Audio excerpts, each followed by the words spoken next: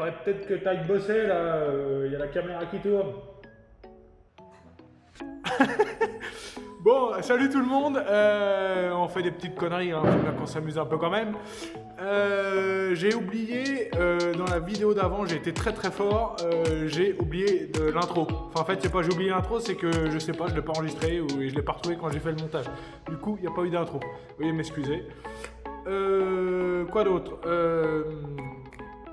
Oui, j'ai beaucoup de gens qui viennent me demander des infos sur les pots échappement, tout ça, donc je remets le lien de mon site dans la description. Donc voilà, aujourd'hui, on fait quoi Moteur de derby, des usinages. Voilà, j'en ai 3 à faire, et ils sont les 3 là. Je sais pas si tu te rappelles, dans une des vidéos précédentes, j'avais fait un tuto comment démonter un moteur de derby GPR. Bon bah il y en a un des 3 là, c'est celui-là. Donc je vais te montrer ça, les étapes d'usinage. Il va y avoir boîte à clapper, passage de piston, passage de bielle, enfin tout ce qui est usinage. Et après j'aurai les 3 à aligner pour du FAS 80. Donc voilà, tu le reconnais ou pas, hein, ça c'est le moteur qu'on avait démonté ensemble. Hein. Donc sauf que depuis j'ai viré tout ce qui est roulement qui servait à rien. Enfin tout ce qui peut me faire chier pour les usinages, les pions de centrage, etc. Donc là on en a un, là on en a un deuxième. Les carters ils sont pas là, ils sont au bac de nettoyage. Et le troisième, donc c'est pareil, hein, j'ai tout démonté, tout est prêt à être usiné. Donc maintenant je prépare la fraiseuse et on se retrouve là-bas.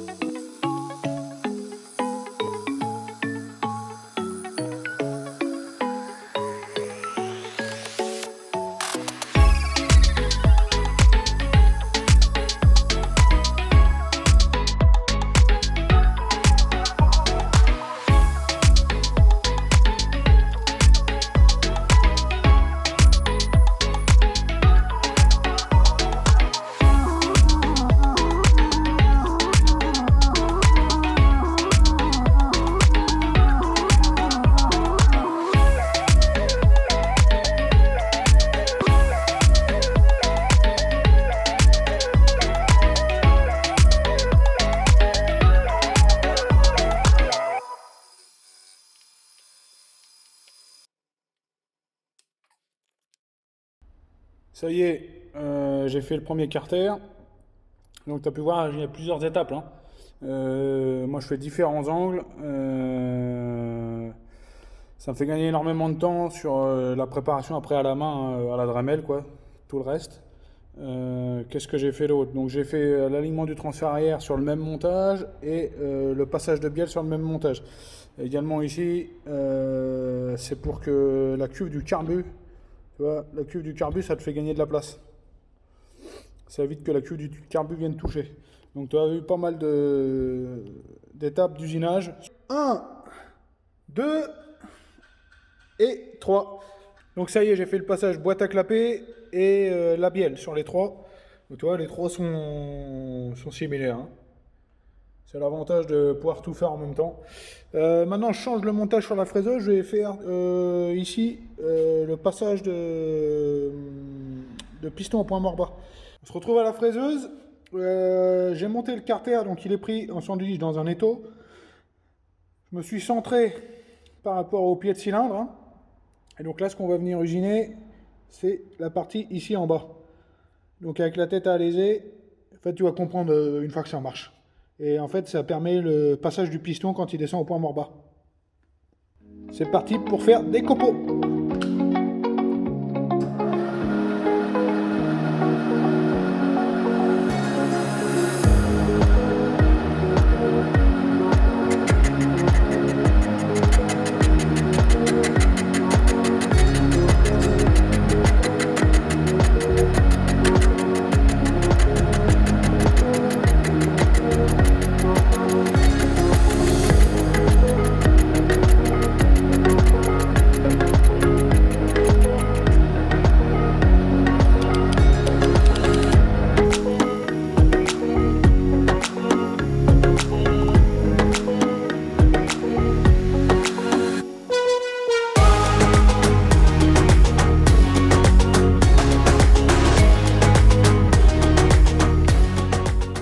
C'est pas très long à usiner, hein.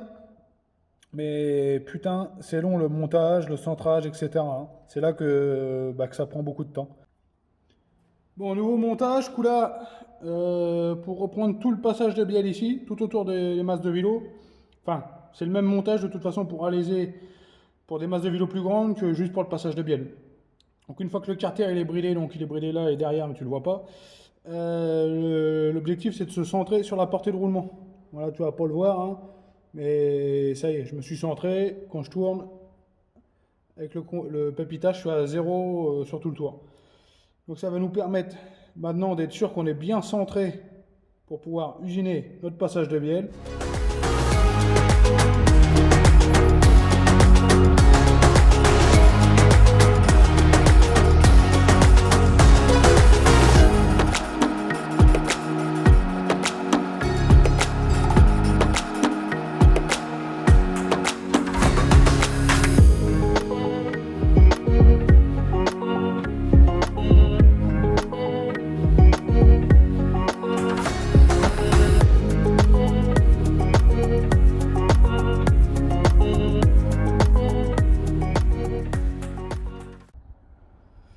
Bon, une fois que tu as fini ton usinage, enfin tous tes usinages, parce qu'ils sont quasiment tous finis, du moins pour passer Villebrequin et piston, ils sont faits. Donc tu vois, tu as l'usinage ici qui est pour la bielle, l'usinage là pour le piston, et tout le tour de la bielle qui a été usiné. Donc tu fais un montage à blanc, tu mets ni plus ni moins que cylindre, piston, Villebrequin, et tu fais un tour complet pour t'assurer que là, regarde, on est au point mort bas, là ça ne touche pas. Eh oh, avec son klaxon, il est fou lui. Et également ici que la bielle ne touche pas, et ainsi que tout le tour, hein, évidemment, hein. Tu peux voir que là la bielle elle ne touche pas. Moi je sais pas si on va se rendre compte, mais bon. Donc voilà, ça c'est très important, ça t'évitera bien des, des soucis.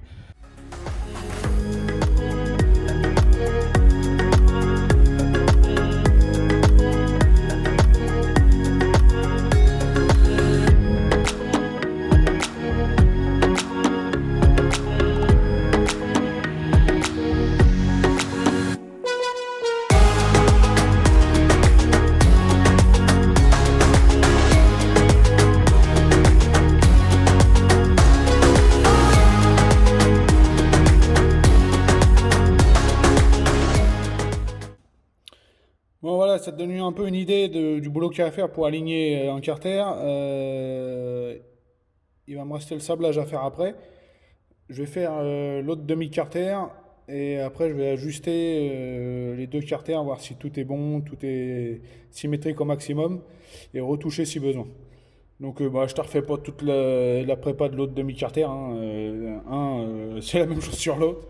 Tiens, on peut noter, c'est extrêmement rare qu'il y a des ports dans un carter de derby. C'est très très très rare. Bon, je te mets une photo du carter une fois fini et sablé pour que tu puisses voir à quoi ça ressemble. Donc là, on va faire la dernière étape sur ces moteurs de derby qui consiste à couper le carter de kick comme ça. Donc il y en a deux. Donc le but, ça va être de faire ça. Tu vas te demander, tu vas plutôt me demander pourquoi c'est faire. J'ai déjà expliqué dans une vidéo, mais je vais te le remontrer tout de suite pourquoi c'est faire. Ben voilà à quoi ça sert, tout simplement. On coupe le carter pour que ça puisse rentrer dans ce type de châssis. Sinon, ça touche. Donc on se retrouve sur la fraiseuse, je fais le montage et en avant!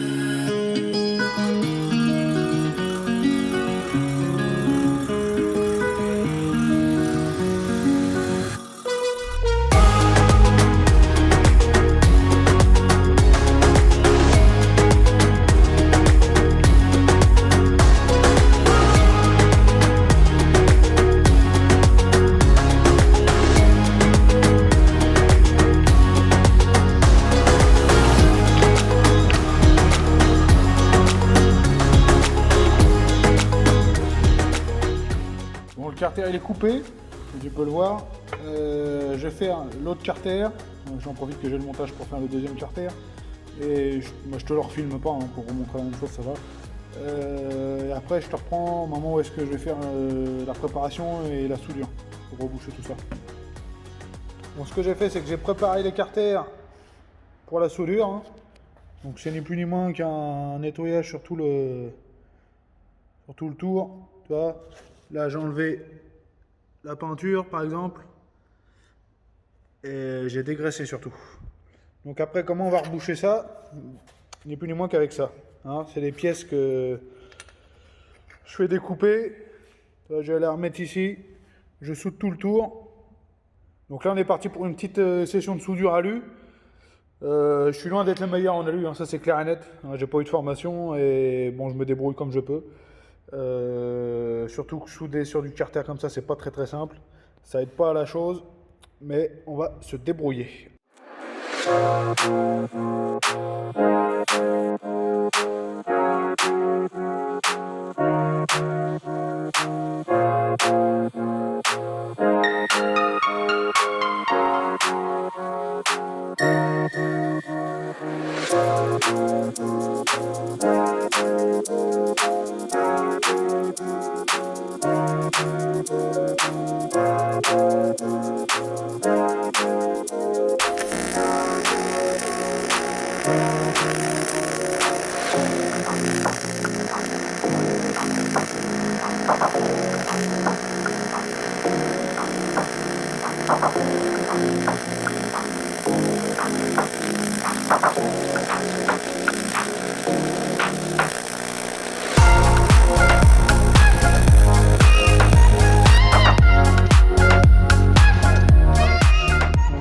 Comme tu peux le voir, ça dépasse un petit peu du plan de joint ici du carter, ce qui est fait exprès, hein, parce qu'après je vais réusiner pour que ça soit sur le même plan, parce que si je le mettais à l'intérieur, après que tu as un manque de matière, bah, tu te retrouves un peu comme un con et tu manques du plan de joint.